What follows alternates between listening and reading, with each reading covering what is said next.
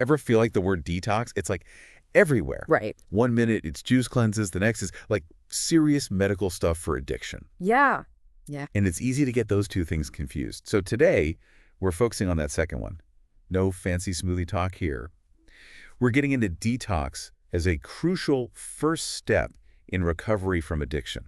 It's about separating those kind of trendy health fads from the actual medical reality of detox. So, listeners can approach recovery with all the facts. We're going deep on this blog post that breaks down detox really clearly. It's like, imagine you're climbing a mountain. That's your recovery. Detox, that's base camp. You wouldn't just start climbing without the right gear. Right. Exactly. And a plan. You got to have a plan. Mm. Medically speaking, detox, it's about helping your body withdraw from whatever substance safely. It's that period where your body's like readjusting physically, chemically, the whole deal. The source material gets pretty real about what happens if you skip base camp and just like try to bolt up the mountain. Yeah. What makes medically supervised detox so important? Safety, first and foremost.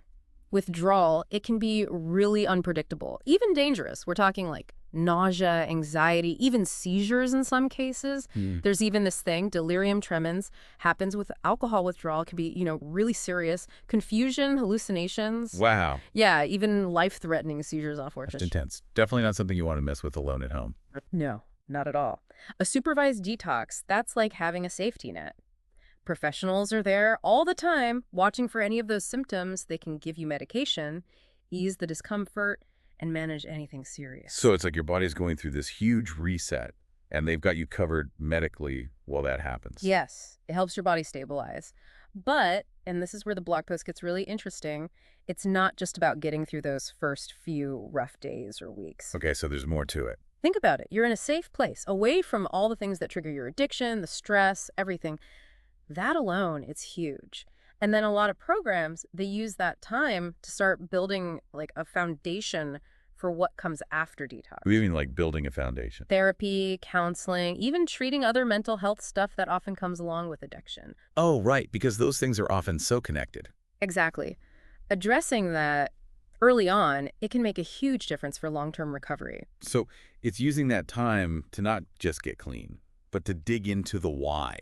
Like why the addiction took hold in the first place. Yes. And that is so powerful for making a real change. It's like using that clean slate, that fresh start, to address the bigger picture. Totally. Because addiction's complicated, right? It's not always as simple as, I like this substance. There's often other stuff going on. Like what? What kind of stuff? Trauma, a big one. Also anxiety, depression, they can all play a part. So you're treating the whole person, not just like the addiction in isolation. Exactly. Which brings us to the different types of detox. Because just like everyone's addiction is different, the path to recovery is going to look different too. Makes sense. Our source talks about 3 main approaches: inpatient, outpatient, and then there's rapid detox. Picking the right one seems, well, pretty important. Oh, absolutely. It's all about finding that right level of support, the one that fits your needs. Inpatient, that's the most intense. You're living at the facility 24/7, so you've got medical professionals around you all the time, constant monitoring, the whole 9 yards. That sounds like it would be really good for people in those early stages when withdrawal is at its worst. You got it. And it's often the best choice if someone has other health issues going on, physical or mental, that need that close attention. Okay, that makes sense. What about outpatient detox? Is that an option for everyone? It can be. It's definitely more flexible. Instead of living at the facility, you go in for appointments, therapy, that kind of thing, but you're still at home, going about your normal life to an extent. Sounds like that takes a lot of self-discipline. And a good support system at home, too. 100%. Outpatient's usually a good fit for people with, less severe addictions and folks who are really motivated and ready to put in the work. The blog post mentioned therapy as a part of outpatient detox.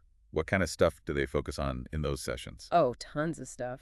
Figuring out what led to the addiction in the first place, that's big. Also, learning ways to cope, how to handle cravings, and how to avoid relapse down the line, all that good stuff. So you're getting equipped with the tools to manage life after detox. You got it. Now that third type, rapid detox, that one tends to be a little controversial. How so? Well, with rapid detox, they use medication, put you under anesthesia to speed up the withdrawal, so you're basically skipping over a lot of that initial discomfort. Sounds kind of intense. Yeah. Is it safe? That's where the controversy comes in. It's not as simple as faster is better. Our source actually had a big warning about this type of detox. What did they say? Basically, even though it sounds appealing to get it over with quickly, rapid detox comes with more risks, potentially more complications. So it takes a very specific kind of patient, and it needs to be closely monitored by doctors. Not a decision to make lightly, then. Not at all. It all comes down to talking honestly with a medical professional, someone who understands your addiction, your medical history. That's the only way to know if rapid detox is even an option, let alone the right one. It's like you really got to be your own advocate, especially with something this important. 100%. Okay, so let's say someone's ready to actually find a detox program. Where do they even start? What should they be looking for? That's where it gets kind of overwhelming, right? There's so many options. It's like, how do you even, yeah, it's a lot. The blog post we're talking about, it has some good tips about this. Asking the right questions, that's key. Okay, so it's like interviewing for a job or, I don't know, like checking out an apartment. You don't just jump in. You got to gather information. Exactly. So first off, super basic, but make sure the facility's legit, accredited, licensed. All that means they meet certain standards. That seems obvious, but you're right. It's easy to forget the simple stuff when you're stressed and just want help. Exactly. Also, don't be shy about asking about their success rates. How do they define success? What does that even mean to them, right? Right, because that could mean a lot of things. Exactly. You want a program with a good track record. And it's not just about the program itself, it's the people too, right? Yeah. The staff makes a huge difference. Huge. Definitely ask about their qualifications, what kind of experience they have, their training.